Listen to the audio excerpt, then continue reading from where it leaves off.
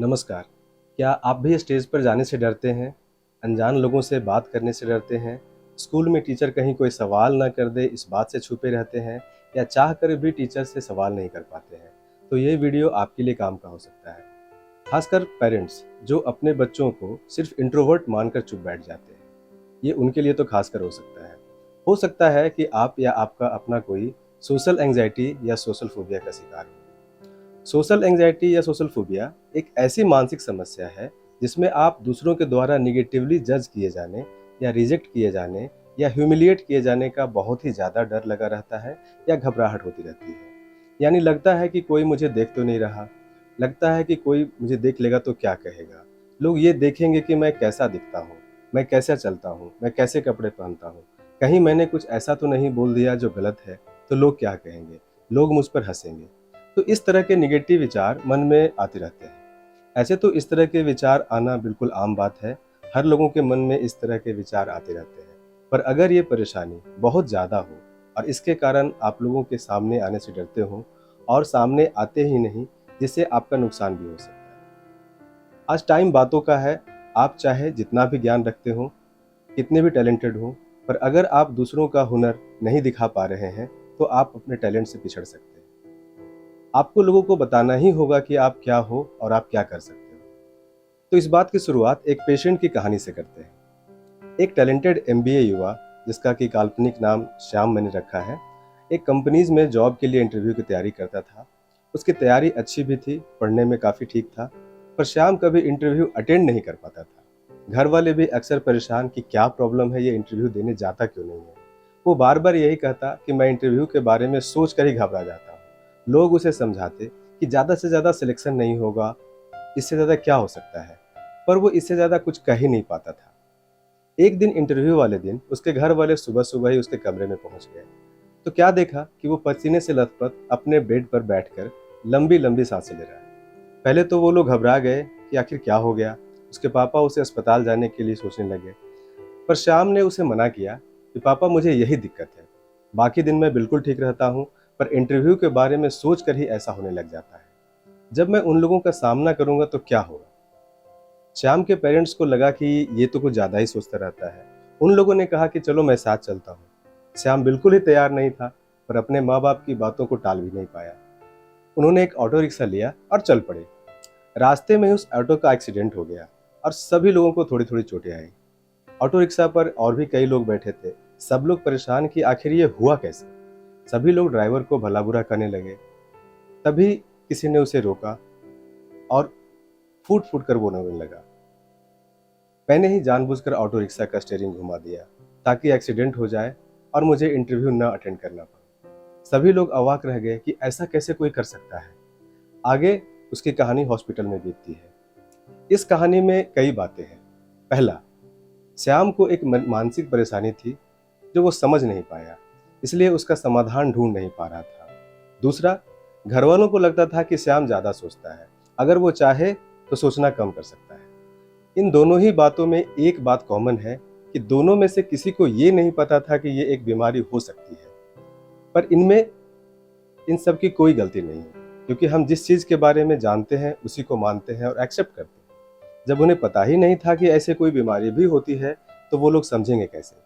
इसलिए इस वीडियो को देखना जरूरी है ताकि आप इसकी जानकारी रख सकें कि क्या पता कब आपको किसी के लिए इसकी जरूरत पड़ जाए। तीसरा, श्याम के डर या घबराहट की गंभीरता कि इंटरव्यू अटेंड करने से अच्छा उसने अपने और अपने परिवार का एक्सीडेंट कराना चुना। क्या कोई पढ़ा लिखा आदमी चाहेगा कि वो इंटरव्यू ना दे या जानबूझकर इंटरव्यू ना दे। जरा सोचिए, श्याम के जैसा पढ़ा लिखा स्टूडेंट ने जॉब पाने के लिए क्या कुछ नहीं किया होगा, कितनी तकलीफ में होगा वो, क्यों इतना डर रहा है। इसलिए मैं बार बार इस बात को रिपीट करता हूँ कि मन की परेशानियों को इतने हल्के में ना लें। ऐसे मरीजों को बहुत ही ज़्यादा हेल्प की ज़रूरत होती है और बहुत ही डर कर घबरा कर डॉक्टर के पास आते हैं कि कोई मेरी बात नहीं सुनता या समझता है, सबको लगता है कि मैं ज़्यादा सोचता हूँ। अगर उसे या उसके पेरेंट्स को पता होता कि इस तरह की भी कोई बीमारी होती है और इसका इलाज भी होता है, तो श्याम की ज़िंदगी कुछ और ही होती।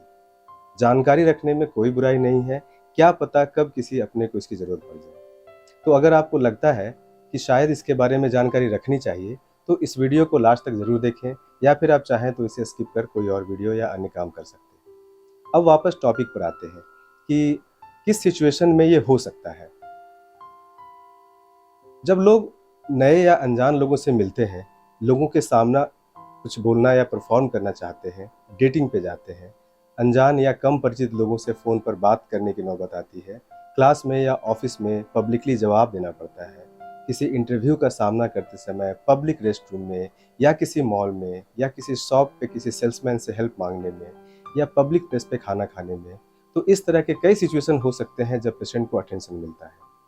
अगर पब्लिक का सामना करने की स्थिति आती भी है, तो लोग कई दिन पहले से ही चिंता करने लग जाते हैं और दिन रात उसी के बारे में सोचते रहते हैं और लोग हर संभव इस सिचुएशन को अवॉइड करना चाहते हैं कि कुछ ऐसा हो जाए जिससे मुझे किसी के सामने जाना ही ना पड़े या किसी की नज़र मुझ पर ना पड़े कि मैं क्या कर रहा हूँ। कुछ बच्चे घर में आए हुए मेहमान के सामने भी नहीं जाना चाहते और अगर सामना करते भी हैं तो तुरंत वहाँ से भागकर छुप जाते हैं। कुछ लोगों को मिलने जुलने में कोई दिक्कत नहीं होती, पर स्टेज पे पब्लिकली परफॉर्म करने में दिक्कत होती है, जिसे हम स्टेज फियर भी कहते हैं। अब हम कैसे पहचानेंगे कि आपको या आपके किसी खास को सोशल एंजाइटी है?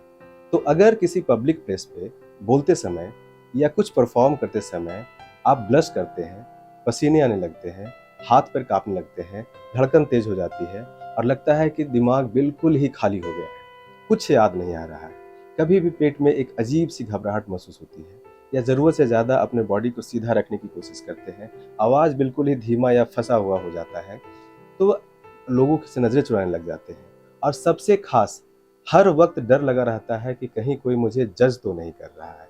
अगर मुझसे कुछ गलती हो गई तो लोग मेरा मजाक उड़ाएंगे और मैं फिर शायद किसी का सामना नहीं कर पाऊंगा। कई लोगों में इस तरह के लक्षण कभी कभी आते हैं, पर हर किसी को सोशल एंजाइटी नहीं होती है, मतलब बीमारी नहीं होती है। ऐसा होना एक आम बात है और अक्सर लोगों के साथ ऐसा होता रहता है। तो अगर इस तरह के लक्षण पब्लिक सिचुएशन में अक्सर और बार बार आने लगे, तो हो सकता है कि आप या आपका कोई अपना इस बीमारी से ग्रसित हो। तो आमतौर पर ये समस्या बचपन में ही शुरू हो जाती है, जिसमें बच्चे लोगों का सामना करने में शर्माते हैं, पार्टी या लोगों के बीच में जाने से बचते हैं।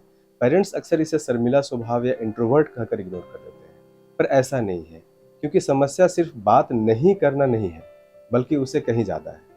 ऐसे बच्चों को अक्सर डर में जीना पड़ता है कि घर में कहीं कोई गेस्ट ना आ जाए, टीचर क्लास में कुछ पूछ ना दे। इसके कारण धीरे धीरे बच्चों में आत्मविश्वास की कमी होने लग जाती है और दोस्त भी बहुत कम बना पाते हैं। आम जिंदगी की कोई समस्या हो या क्लास में कोई डाउट, वो पूछ ही नहीं पाते हैं। कुछ बच्चे अपने क्लासमेट या सीनियर के द्वारा बुली यानी डराए भी जाते हैं, जिससे उनका आत्मविश्वास और भी कम हो जाता है और वो कभी कभी क्लास को अवॉइड करने भी लग जाते हैं या किसी सोशल सिचुएशन में जाने से भी अवॉइड करने लग जाते हैं। सोशल एंजाइटी आमतौर पर बचपन के अंत में शुरू हो जाता है और अत्यधिक शर्मीलेपन या स्थितियों या सामाजिक संपर्कों से बचने जैसा हो सकता है। यह पुरुषों की तुलना में महिलाओं में अधिक होता है और ट्रीटमेंट के बिना सामाजिक चिंता विकार कई वर्षों तक और यहाँ तक कि जीवन भर भी रह सकता है। सामाजिक चिंता विकार सोशल एंजाइटी का ही हिंदी रूपांतरण है। सोशल एंजाइटी पुरुषों से ज़्यादा महिलाओं में होता है, जैसा कि मैंने बताया था। ये एक आम समस्या है और लगभग लगभग 5 से 10% लोग कभी न कभी इस समस्या के शिकार हो सकते हैं। जरा सोचिए कितनी बड़ी संख्या है इसकी। तो लोग अक्सर पूछते हैं कि आखिर ये होता क्यों है? तो इसका अन्य मानसिक बीमारियों के जैसा ही कोई एक खास कारण नहीं होता है, पर ऐसे कुछ संभावित कारण हैं जिसमें सोशल एंजाइटी डिसऑर्डर हो सकता है। जैसे कि हेरिडिटरी यानी वंशानुगत, मतलब कि अगर कोई फैमिली में किसी को अगर सोशल एंजाइटी डिसऑर्डर की बीमारी है, तो बच्चों में होने की संभावना रहती है। दूसरा, हमारे ब्रेन में कुछ केमिकल होते हैं जैसे सेरोटोनिन, नॉरएपिनेफ्रिन, डोपामीन या अन्य केमिकल, जिसे हम लोग न्यूरोट्रांसमीटर के नाम से जानते हैं। अगर उसमें बैलेंस बिगड़ जाता है, तो इसके कारण भी हमें सोशल एंजाइटी डिसऑर्डर हो सकता है। अगर घर में बच्चों को बहुत ही ज़्यादा कंट्रोल में रखा जाए, बात बात पर डांट फटकार मिले, तो भी ये समस्या हो सकती है। कभी कभी स्कूल में टीचर या किसी फ्रेंड के द्वारा बार बार डराए जाते हैं, तो उसके कारण भी ये समस्या उत्पन्न हो सकता है। बचपन में हुए शारीरिक या मानसिक शोषण के कारण भी ऐसा हो सकता है। तो इसके कारण कई सारे हो सकते हैं, कोई भी एक खास कारण पता नहीं है। कभी कभी कुछ लोगों को ऐसे ही हो सकता है जिसमें कि ये इन सब में से कोई भी कारण पता नहीं चलता है। तो हमें कारण से अब ज़्यादा मतलब नहीं है, अगर हो गया है तो इसे कैसे ठीक किया जा सकता है। तो कभी कभी सोशल एंग्जाइटी डिसऑर्डर अन्य प्रकार की मानसिक बीमारियों के साथ भी हो सकता है। जैसे कि अगर किसी को जनरलाइज एंग्जाइटी डिसऑर्डर होता है या एगोराफोबिया होता है या पैनिक डिसऑर्डर होता है, तो उसमें भी इस तरह की बीमारी हो सकती है साथ में। और सोशल एंग्जाइटी के जैसी मिलती जुलती अन्य भी कई समस्याएं होती हैं, इसे भी हमें रूल आउट करना पड़ता है। जैसे अगर किसी को एंग्जियस अवॉइडेंट पर्सनालिटी डिसऑर्डर है या इनफैक्ट अगर एंग्जियस अवॉइडेंट ट्रेट भी है, मीन्स कि उसका स्वभाव ही वैसा है, तो उसके साथ भी हम लोग इसे सोशल एंग्जाइटी समझ बैठते हैं। पर ये थोड़ा अलग है, क्योंकि सोशल एंग्जाइटी किसी खास उम्र में शुरू होती है, जबकि एंग्जियस अवॉइडेंट पर्सनालिटी डिसऑर्डर वो बचपन से ही चलता आता है। दूसरी एक समस्या ऑटिज्म है, जो बचपन से ही होती है। दो से आमतौर पर इसे हम लोग 2 साल या 3 साल की उम्र में ही डायग्नोज कर लेते हैं, जिसमें कि लोग नज़रें चुराते हैं, कम्युनिकेशन डेवलप नहीं हो पाता है, लोग बातें करने से बचते हैं, अकेला रहते हैं। तो ये ऑटिज्म की बीमारी है जो आमतौर पर 2-3 साल में स्टार्ट हो जाता है। एक और समस्या है एगोराफोबिया, जो भी सोशल एंग्जाइटी के जैसा दिखता है, मीन्स कि उसे बाहर जाने में घबराहट होती है, उसे लगता है कि कहीं कुछ हो ना जाए। तो इस तरह की अन्य बीमारियां हैं जो बिल्कुल सोशल एंग्जाइटी की तरह दिखती हैं। तो डॉक्टर इसका सही समाधान बताएंगे कि आखिर आपको सोशल एंग्जाइटी है भी या नहीं है, या कोई और बीमारी है, या महज एक ये साइनस है। साइनस का मतलब शर्मीला स्वभाव, ठीक है। तो ये गंभीरता के आधार पर तय होता है। बीमारी हम तभी कहते हैं जब हमें लगता है कि उस स्वभाव या उस समस्या के कारण उसका पर्सनल लाइफ, उसका एजुकेशनल लाइफ, उसका सोशल लाइफ या उसका प्रोफेशनल लाइफ डिस्टर्ब हो रहा है, तभी हम उसे बीमारी कहते हैं। तो अब अगर हमें लग रहा है कि इस तरह की कोई समस्या है, तो हम इसका इलाज कैसे कर सकते हैं? क्या हो सकता है इसका इलाज का तरीका? क्या इलाज है भी या नहीं? तो बिल्कुल, सोशल एंग्जायटी का बिल्कुल इलाज है, और ये ज़्यादातर लोगों में ये बीमारी पूरी तरह से ठीक हो जाती है। सबसे पहले बात करते हैं मेडिसिन के बारे में, क्योंकि संक्षेप में मैं बात करूँगा इसके बारे में। उसके बाद काउंसलिंग या थेरेपी के बारे में बात की जा सकती है। सो एंग्जायटी की अन्य बीमारियों की तरह इसमें भी कुछ मेडिसिन होते हैं जो एंटी एंग्जायटी ड्रग कहलाते हैं, जैसे कि पैरोक्सिटीन, एसिटालोप्राम, सर्ट्रालिन जैसी दवाइयों का इसमें उपयोग किया जाता है, जो काफ़ी असरदार है। लोग अक्सर ये सवाल पूछते हैं कि इन दवाइयों की आदत तो नहीं लग जाएगी या कोई साइड इफ़ेक्ट तो नहीं होगा।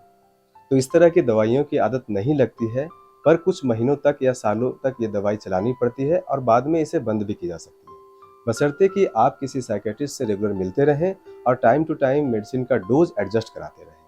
आप पूरी तरह से ठीक हो सकते हैं। हाँ, कुछ दिनों के लिए नींद की दवा भी चलानी पड़ सकती है, पर कुछ ही दिनों के लिए, और इसकी आदत भी नहीं पड़ती है अगर आप सही तरीके से दवा खाएं तो। दूसरा, साइड इफेक्ट। डियर फ्रेंड, हर दवा के कुछ न कुछ साइड इफेक्ट हो सकते हैं, पर ये सभी लोगों में नहीं होता है और ज़्यादातर सीरियस भी नहीं होते। अगर कुछ साइड इफेक्ट होते भी हैं तो वो कुछ दिनों में ठीक भी हो जाते हैं, या आप अपने डॉक्टर से मिलकर उसे ठीक कर सकते हैं। दवाओं से डरे नहीं, ये हमारी और आपकी बेहतरी के लिए ही बनाई गई हैं। इनका उपयोग करके ठीक हो जाएं, पर खुद से इस तरह की दवा का प्रयोग बिल्कुल भी नहीं करें। अब अगर कोई मेडिसिन खाना नहीं चाहे या मेडिसिन लेने में कोई प्रॉब्लम है, कोई कॉन्ट्राइंडिकेशन है जैसे प्रेगनेंसी, तो क्या करें? क्या इसके लिए कोई और तरीका नहीं है? बिल्कुल है। इसके लिए तरीका है थेरेपी। थेरेपी यानी काउंसलिंग जिसे कहते हैं, कुछ लोग इसे टॉक थेरेपी भी कहते हैं। पर काउंसलिंग एक लूज टर्म है, लेकिन थेरेपी एक स्ट्रक्चर्ड तरीका है किसी भी मानसिक बीमारी को ठीक करने का।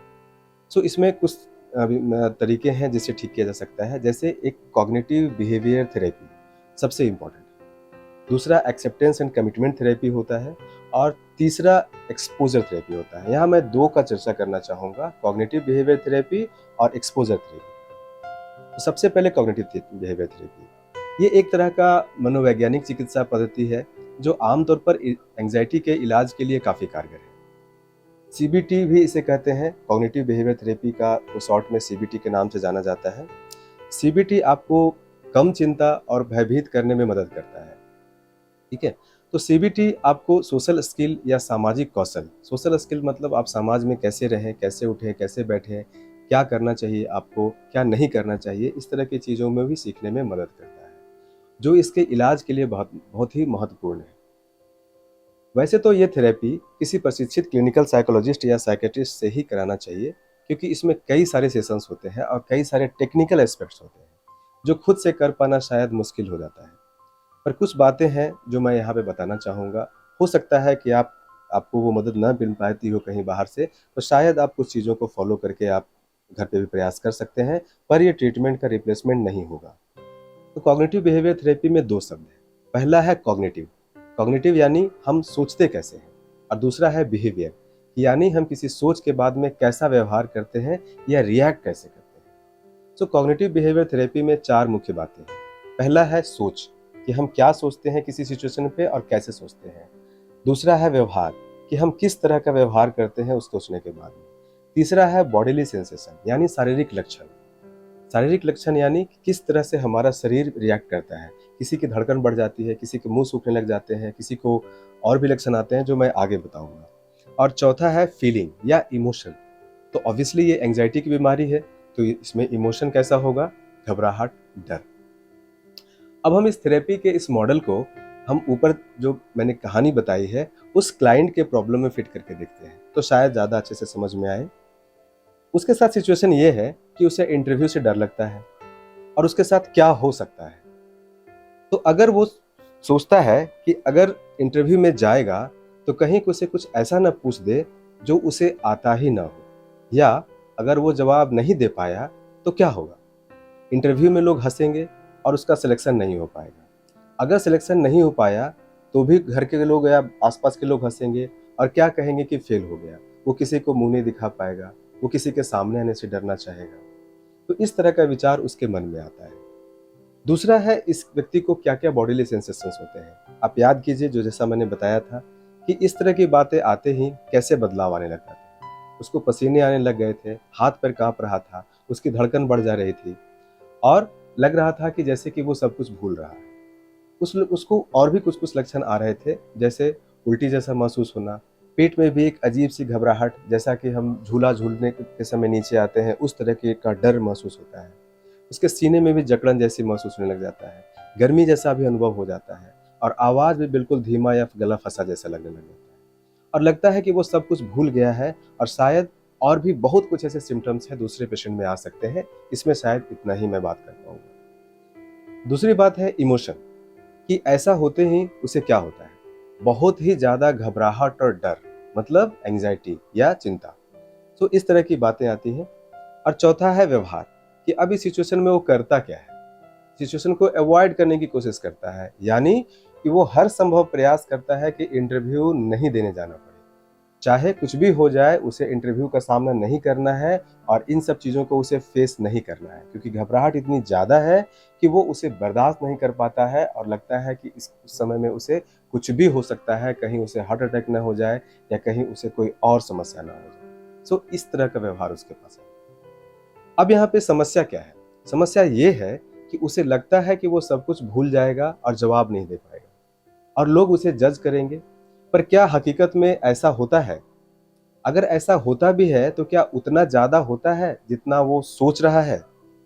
ये ऐसे अर्थ निकालता है, सच में इतना होता नहीं है, पर उसे लगता है कि ऐसा हो जाएगा। तो ये उसके विचार हैं जो उसे परेशान कर रहे हैं, और उसके बाद विचारों की एक ट्रेन चल पड़ती है, और हर किसी को लगता है उसे लगता है कि उसे उसका बेस्ट देना चाहिए, पर कोई उसे बुरा जज ना करे या कहे। और सच में क्या ऐसा संभव है? नहीं, शायद कभी भी नहीं। हो सकता है किसी इंटरव्यू में उसके साथ ऐसा हुआ भी हो, पर क्या हर बार ऐसा ही हो? या क्या इंटरव्यूअर किसी और बात पर नहीं हंस सकता है और इसने गलत निष्कर्ष निकाला हो? पर कुछ लोग जिन्हें सोशल एंजाइटी जैसी समस्या होती है, वो इन घटनाओं का गलत मतलब निकालते हैं या खुद के लिए ले लेते हैं, और एक निगेटिव सेल्फ इमेज बना लेते हैं, और खुद को ही ह्यूमिलिएट करते रहते हैं कि मैं ऐसा हूं। एक नॉर्मल सिचुएशन को अलग और निगेटिव तरीके से देखने को हम कॉग्निटिव डिस्टॉर्शन कहते हैं। इसका मतलब है कि हमारे सोचने के तरीके में ही बदलाव आ गया है, कि नॉर्मल व्यक्ति जिस तरीके से सोचता है, मैं उससे अलग हट करके सोच रहा हूँ और निगेटिव तरीके से सोच रहा हूँ। तो यही मुख्य समस्या होती है। ऐसी सोच आने के बाद में उसे लगता है कि मैं कुछ भी नहीं कर पाऊंगा, मैं बेहोश तो नहीं हो जाऊंगा, लोग हंसेंगे तो नहीं, और मैं किसी का सामना करने के काबिल नहीं रहूंगा। सो इस तरह के अगर कॉग्निटिव डिस्टॉर्शन आते हैं तो हम लोग उसे कैटास्ट्रॉफिक थिंकिंग कहते हैं। कैटास्ट्रॉफिक मतलब सबसे ज्यादा नुकसान की स्थिति, कि लगता है कि अगर इस तरह का हो गया तो इससे ज्यादा नुकसान शायद मेरा हो ही नहीं। कभी कभी लोग ऐसा बताते हैं कि सर लगता है कि इससे अच्छा मैं मर जाऊं, पर यह स्थिति ना आए मेरे सामने। अब सीबीटी का मुख्य हिस्सा है इस तरह के सोचने की प्रक्रिया को रियल वर्ल्ड के बदले सिचुएशन वाले रियल सोच में बदलना, कि अगर ऐसा होता है या सच में ऐसा नहीं होता, कई लोग क्लास में जवाब नहीं दे पाते, कई लोग पब्लिक प्लेस में नहीं बोल पाते हैं, कई लोग इंटरव्यू में अच्छा नहीं कर पाते हैं। पर क्या हमेशा या अक्सर या कभी-कभी, और अगर ऐसा होता भी है तो उसका परिणाम इतना बुरा नहीं होता है। नहीं होता है, कभी नहीं होता है। दूसरा है व्यवहार। या तो वो एंग्जायटी वाले सिचुएशन को कंप्लीटली अवॉइड करता है और कुछ सेफ्टी बिहेवियर अपनाता है। सेफ्टी बिहेवियर का मतलब जैसे पार्टी में ना जाने के लिए बहाने ढूंढना, आंखें मिलाने से बचना, क्लास में जवाब नहीं देना या सवाल ही नहीं करना है। चाहे जितना भी मन करे कि मुझे ये चीज़ जानना है, पर पूछना ही नहीं, क्योंकि घबराहट होने लग जाती है। ये कुछ देर के लिए तो ठीक लगता है क्योंकि एंग्जायटी कम हो जाती है, पर लंबे समय में ये सिचुएशन को अवॉइड करने के कारण एंग्जायटी और डर बहुत ही ज़्यादा बढ़ जाता है और आप समाज से धीरे-धीरे कटते चले जाते हैं और पिछड़ते चले जाते हैं, जिसके कारण भविष्य में और भी ये बीमारी बढ़ती चली जाती है और कई सारी अन्य परेशानियाँ शुरू हो जाती हैं। अब आते हैं कि अगर आपको पता चल गया है कि आपको इस तरह का सोच आ रहा है, तो अब क्या करें? सवाल ये है कि क्या उसका इस तरह से सोचना उचित है? क्या सच में लोग उसका मजाक उड़ाते हैं या उसे ऐसा लगता है कि लोग उसका मजाक उड़ाएं? क्या लोग किसी का मजाक नहीं उड़ाते हैं? क्या कोई कभी फेल नहीं होता है? अगर किसी ने बोल भी दिया तो ज्यादा से ज्यादा उसका क्या ही नुकसान हो सकता है? अगर वो फेल हो ही भी गया तो क्या वो फिर से ट्राई नहीं कर सकता है? क्या फिर से एग्जाम क्रैक नहीं कर सकता है? इस तरह का एक सवाल है जो कि बार बार लिखना चाहिए और उसके जवाब ढूंढने का प्रयास करना चाहिए। जैसे जैसे आपको जवाब मिलता चला जाएगा, धीरे धीरे आपको आपका समस्या भी ठीक होती चली जाएगी। ऐसा नहीं है कि कुछ ही दिनों में ये डर खत्म हो जाएगा। ये डर धीरे धीरे मजबूत हुआ है तो धीरे धीरे ही खत्म भी होगा। प्रयास करें कि लिख कर सवालों के जवाब ढूंढें और हो सके तो साथ में इस सिचुएशन में अपने दोस्तों या उसके दूसरे अन्य जो दोस्त हैं आपके साथ में या अन्य लोग हैं, उनसे कंपेयर करने की कोशिश करें कि अगर आपके आसपास के 10 लोगों को सिमिलर सिचुएशन है तो क्या सब लोगों के साथ ऐसा ही होगा या लोग ऐसा ही सोचेंगे या अन्य लोग अलग तरीके से भी सोचेंगे। तो वो लोग क्या सोचते होंगे जिन्हें एंग्जाइटी नहीं होती होगी। तो अगर वो लोग जो सोचते होंगे उसे आप लिखें और कंपेयर करें कि मैं कैसा सोचता हूँ और बाकी लोग कैसे सोचते हैं। मेरे सोचने में कहाँ प्रॉब्लम है और उन लोगों के सोचने में क्या प्रॉब्लम है। क्या मेरी प्रॉब्लम है या उनकी प्रॉब्लम है। तो आपको धीरे धीरे समझ में आने लग जाएगा कि नहीं, ये प्रॉब्लम उनकी नहीं है, वो लोग सही सोच रहे हैं। क्योंकि ज़्यादातर लोग वो प्रॉब्लम नहीं हो रही है, प्रॉब्लम मुझे हो रही है, इसका मतलब है कि मैं ऐसा सोच रहा हूँ। तो क्या मैं उसके जैसा नहीं सोच सकता हूँ जैसा वो सोच रहा है या जैसा बाकी लोग सोच रहे हैं? तो मैं सोच सकता हूँ। अगर रियल सिचुएशन में नेक्स्ट टाइम ऐसा कभी भी आता है तो मैं वैसे ही सोचूंगा जैसे कि लोग सोचेंगे, लोग सोचते हैं। तो अगर ऐसा बार बार प्रैक्टिस किया जाए तो धीरे धीरे करके वो डर खत्म होता चला जाता है, क्योंकि आप रियल लाइफ सिचुएशन में वही सोचते हैं जो उस सिचुएशन में बाकी ज़्यादातर लोग सोचते हैं। तो धीरे धीरे आपकी समस्या, आपकी घबराहट, आपका डर खत्म हो जाएगा। और अगर आपका डर खत्म हो रहा है तो आपका डर का सोच भी धीरे धीरे पीछे होता चला जाएगा और खत्म भी हो जाएगा। सीबीटी को बहुत ही अच्छी तरह से स्टडी किया गया है और ये सोशल एंग्जाइटी डिसऑर्डर के लिए गोल्ड स्टैंडर्ड इलाज है। इसलिए इस इलाज का फायदा उठाएं और इसे ठीक हो सकते हैं। इसी के जैसे मिलती जुलती एक और प्रक्रिया है जिसे हम exposure and response prevention therapy भी बोलते हैं। एक्सपोजर थेरेपी का कहने का क्या मतलब है? एक्सपोजर का कहने का मतलब है कि जिस सिचुएशन में आपको घबराहट होती है या बेचैनी होती है, आप उसी सिचुएशन में जाएं और धीरे धीरे उस सिचुएशन में रहने की आदत डालें। जब आप उस सिचुएशन में रहते हैं तो पहले तो आपको एंग्जाइटी होती है, लेकिन धीरे धीरे करते करते वो एंग्जाइटी कम होने लगता है, क्योंकि आपको धीरे धीरे समझ में आने लग जाता है कि नहीं, इसमें कुछ खतरा नहीं है, इसमें कोई डर नहीं है। तो धीरे धीरे आपका मन भी चीज़ों को समझने लग जाता है। तो सबसे पहले इसमें क्या करना है? सबसे पहले आप इसमें सिचुएशन की एक लिस्ट बनाएं। लिस्ट किस तरह से बना सकते हैं? जैसे कि अगर मान लिया कि आप किसी पार्टी में जा रहे हैं तो आप लिखिए कि जैसे जैसे पार्टी में जा रहे हैं वैसे वैसे मुझे डर लग रहा है। उस तरह सा एक हो गया। मुझे दोस्तों के बीच बोलने में डर लगता है, तो एक दूसरा लिस्ट हो गया। मुझे उस रास्ते में गुजरने में डर लगता है जहाँ 2-4 लोग बातें करते रहते हैं, लगता है कि कहीं मुझे देखेंगे तो नहीं, जज तो नहीं करेंगे। घर में आए हुए मेहमान का सामना करने में डर लगता है। क्लासरूम में टीचर के सवालों से बचना चाहता हूँ, लगता है कि घंटी बज जाए, छुट्टी हो जाए और वो सवाल वहीं अटक जाए। क्लासरूम में टीचर से सवाल नहीं कर पाता हूँ। इस तरह का एक लिस्ट बनाएं। और भी हो सकते हैं, जैसे कि अभी मैंने एग्जाम्पल में दिया कि अगर वाइवा या इंटरव्यू में जाने से बचना चाहता हूँ, तो ये भी आप लिस्ट में शामिल कर सकते हैं। कुछ लोगों को प्रेजेंटेशन देना होता है, तो प्रेजेंटेशन देने से बचना चाहते हैं कि प्रेजेंटेशन के बाद में अगर कोई सवाल करेगा तो मैं क्या जवाब दूँगा। तो इस तरह के 8-10 लोगों का लिस्ट चीज़ों का लिस्ट बना सकते हैं और अलग-अलग लोगों में अलग-अलग सिचुएशन में अलग-अलग तरह की जब समस्याएँ हो सकती है, तो उनका एक लिस्ट बना लें और उस लिस्ट को एक सिचुएशन के हिसाब से, एंग्ज़ायटी के हिसाब से आप उसे नंबर दें, 10 से लेकर के 100 नंबर तक।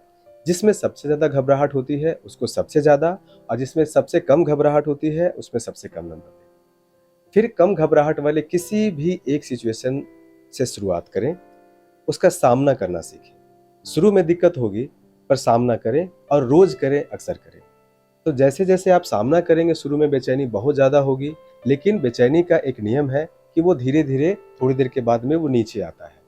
तो अगर आप रोज़ करेंगे तो पहले दिन बेचैनी इतनी ज़्यादा होगी, दूसरे दिन और कम, तीसरे दिन और कम, चौथे दिन और कम, पाँचवें दिन और कम, और धीरे-धीरे आप उस पर्टिकुलर टॉपिक पे आप कॉन्फिडेंट फ़ील करेंगे। इसको मैं दूसरे तरीके से भी बताना चाहूँगा कि अगर मान लिया कि हम एक एग्ज़ाम में को फेस करते हैं, तो जब पहला दिन जाते हैं, तो पहला दिन हमें लगता है कि शायद मुझे कुछ भी नहीं आएगा, कहीं कुछ मैं नहीं लिख पाया तो क्या होगा? धड़कन बढ़ जाती है, पसीने आने लग जाते हैं, मुँह सूखने लग जाता है और लगता है कि मैं सब कुछ भूल चुका हूँ, मुझे कुछ भी याद नहीं है, चाहे आप कितना भी अच्छा पढ़ के जाते हो। ज़्यादातर लोगों के साथ इस तरह का सिचुएशन एग्ज़ाम के टाइम में होता है। पर जैसे ही क्वेश्चन पेपर मिलता है, आपको कुछ सवाल आते भी हैं या कुछ सवाल नहीं भी आते हैं, धीरे-धीरे करके 2-3 घंटे में आपकी एंग्ज़ायटी काफ़ी हद तक कम हो जाती है। नेक्स्ट डे आप फिर पेपर देने जाते हैं। अगले दिन उतनी एंग्ज़ायटी नहीं होती है जितना एंग्ज़ायटी पहला दिन हुआ होता है, चाहे आपका पहला पेपर कैसा भी गया हो। और अगर आपका पेपर 5 या 7 दिन तक लगातार चला हो, तो धीरे-धीरे करते-करते आखिर तक होते-होते आपकी एंग्ज़ायटी कम होने लग जाती है। बस इसी थ्योरी पे ये ट्रीटमेंट बेस्ड है कि जैसे-जैसे आप उसका सामना करेंगे, आप उस सिचुएशन को फेस करेंगे, वैसे-वैसे आप कॉन्फिडेंट फ़ील करते चले जाएँगे। सो अगर आपने पहले वाले एक लिस्ट के जो 1 नंबर का जो प्रॉब्लम है, उस पे अगर आपने काबू पा लिया, तो आप लिस्ट में दिए गए दूसरे सिचुएशन में भी वही प्रक्रिया दोहराएँ और लगभग 5 दिन, 7 दिन तक लगातार दोहराते रहें। और उसके बाद फिर उसके अगले को ऐड कर लें, फिर उसके अगले को ऐड कर लें, फिर उसके अगले को ऐड कर लें। सो एक पॉइंट पे आप कम से कम 7 से 10 दिन तक मिनिमम प्रयास करेंगे, तभी वो समस्या ठीक होगी। और वो उसको करते रहें और उसमें अगला प्रॉब्लम जोड़ते चले जाएँ। सो इस तरह से अगर आप करेंगे, तो अगर आपकी लिस्ट में 10 समस्याएँ हैं, तो आप 10 सिचुएशन में आप धीरे-धीरे करते-करते कुछ महीनों में आप ठीक हो सकते हैं। याद रखें, ये बिल्कुल प्रैक्टिस है, आप जितना ज़्यादा प्रैक्टिस करेंगे, उतना ही ज़्यादा फ़ायदा होगा। अगर आप 1 घंटा पढ़ते हैं, एग्ज़ाम में 1 घंटे वाला मार्क्स आएगा, अगर आप 4 घंटे पढ़ते हैं, एग्ज़ाम में 4 घंटे वाला मार्क्स आएगा। ये बिल्कुल वैसा ही है। एक अन्य प्रकार की थेरेपी है, जो अभी नई-नई बिल्कुल आई है, जिसे एक्सेप्टेंस एंड कमिटमेंट थेरेपी या एसीटीपी कहते हैं। ये बिल्कुल नई नई थेरेपी है और ये कितना कारगर है, ये अभी पता नहीं है। इसमें माइंडफुलनेस जैसी चीज़ें का इस्तेमाल किया जाता है। सो अलग-अलग प्रकार के लोगों के लिए अलग-अलग थेरेपी काम करती है। सो अगर किसी को भी इस तरह की मानसिक स्वास्थ्य की समस्या है, खास करके सोशल एंग्जायटी की, तो किसी भी प्रोफेशनल से बात करें, क्लिनिकल साइकोलॉजिस्ट हों या साइकियाट्रिस्ट हों, उनके साथ बात कर सकते हैं और उनसे डायग्नोसिस लें और स्वस्थ रहें। याद रखें कि अगर आपके आसपास में किसी भी व्यक्ति को या किसी बच्चे को या घर में किसी व्यक्ति को एक इस तरह की समस्या है, तो उसे नज़रअंदाज ना करें, उसे बदमाशी ना समझें, उसे इंट्रोवर्ट ना समझें, उसे शाई ना समझें, उससे बात करें और उसकी समस्या को समझने में आपकी डॉक्टर की मदद करें। सो अगर आप चाहें तो इस वीडियो को लाइक, सब्सक्राइब या शेयर भी कर सकते हैं। धन्यवाद।